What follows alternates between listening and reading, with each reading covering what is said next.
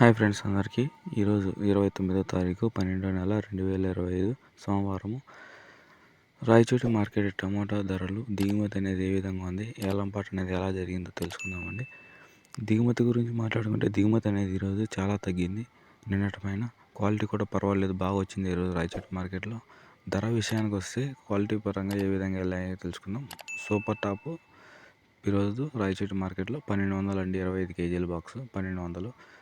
Third రకం quality కాయలు 250 రూపాయల నుంచి ప్రారంభమై 450 రూపాయల వరకు ధర అనేది పలికింది.